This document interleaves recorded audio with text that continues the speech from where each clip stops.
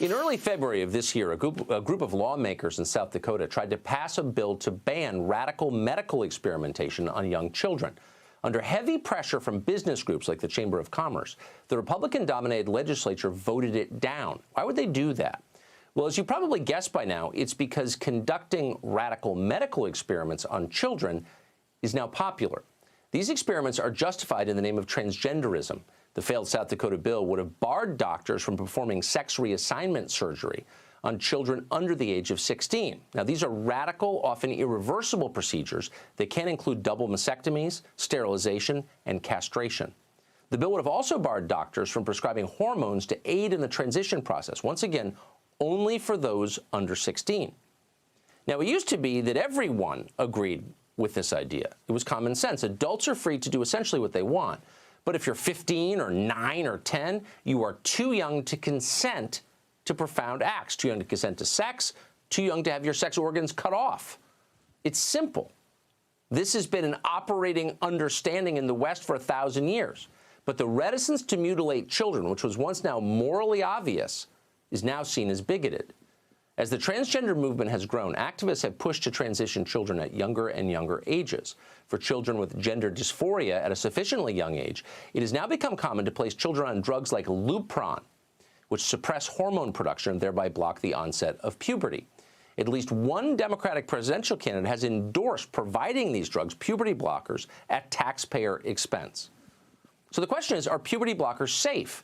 And the answer is, we have no idea if they're safe. Lupron was initially developed to treat advanced prostate cancer in elderly men, a case in which severe or long-term side effects were not much of a concern.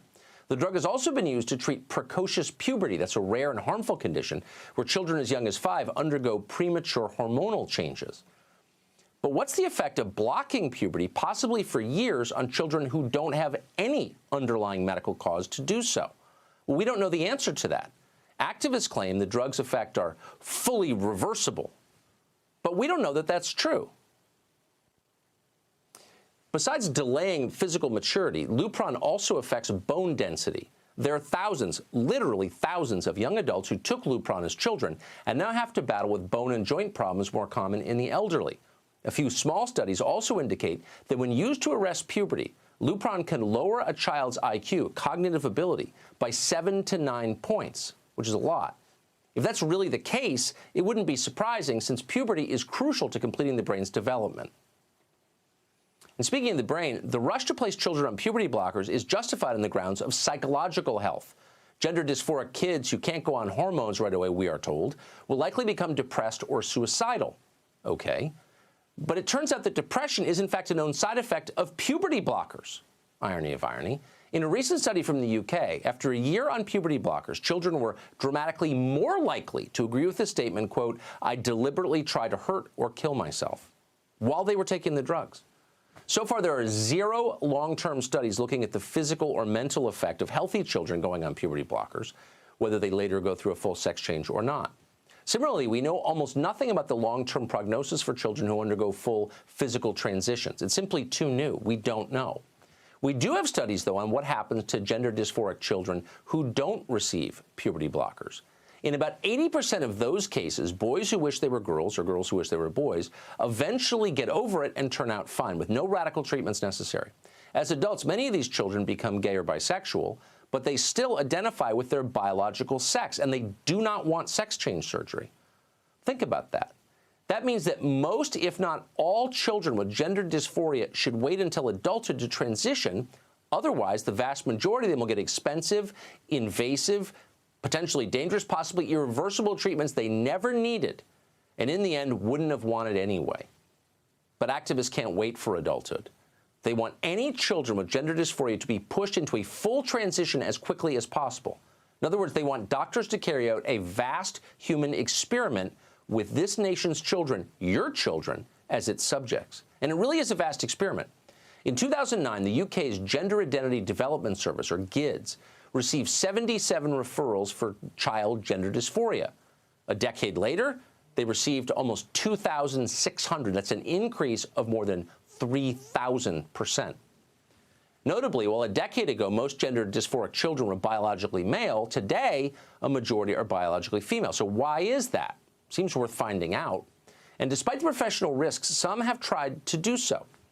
In 2018, Brown University researcher Lisa Littman found that many teenage girls are abruptly identifying as transgender after seeing a friend do so, or after being exposed to pro-trans material online, and there's an awful lot of that. In other words, impressionable teen girls may literally be taking part in a fad that involves irreversible surgery at the end of it. Here's a terrifying quote from the Times of London, a mainstream British newspaper, and we're quoting here. 35 GIDS clinicians have resigned in the past 3 years, many alarmed by the rush to medicalization and the way Instagram trans influencers and the CBBC program I Am Leo present transition as uncomplicated. They say they are seeing girls with a panoply of other issues, anxiety, depression, self-harm, undiagnosed autism, victims of homophobic bullying and sexual abuse, for whom transition to a male body was presented online as the universal panacea. Often a normal tomboyish disgust at their new breasts, eliciting sudden and unwanted sexual attention from men, is interpreted as a certainty that they are in the wrong body. Yet instead of interrogating these underlying issues, clinicians are told to affirm a young person's trans identity and prescribe puberty blockers that trans campaigners fiercely insist are their right, unquote. Think about it. That's horrifying. That's not medicine. It's something else. At this moment, 19 U.S. states ban so-called conversion therapy for minors. That's a therapy that claims it's possible for gay people to become heterosexual. Now, the states have banned it, even though it involves no surgery, no medication, no physical treatments, on the grounds that it doesn't work and it could drive gay teenagers into depression or suicide. In effect, and this is the key, those states have said that if you want to provide a risky elective therapy with no proof it'll work, you have to wait until a child has become an adult. That makes sense. Similarly, many states ban minors from getting tattoos for the same reason. They're permanent, and they can change your life forever. So kids ought to wait till adulthood before they make that choice. This used to be obvious, once again. But on the far more radical treatments used for transgenderism, states are doing nothing at all. South Dakota lawmakers had the chance to say no and spare their children from this insanity, but they declined to do that. Why? Well, the Chamber of Commerce attacked the bill. They said it threatened the state's economic development. And apparently, Republicans in South Dakota agreed shamefully. And by the way, it really was Republicans who did this. The South Dakota House has 59 Republicans and just 11 Democrats. The Senate is 30 Republicans to 5 Democrats. And yet a bill to protect children from medical experimentation still couldn't get through the State House. Remember that Republicans will do almost anything to protect businesses' access to cheap labor. But your children, protecting your children, they won't lift a finger.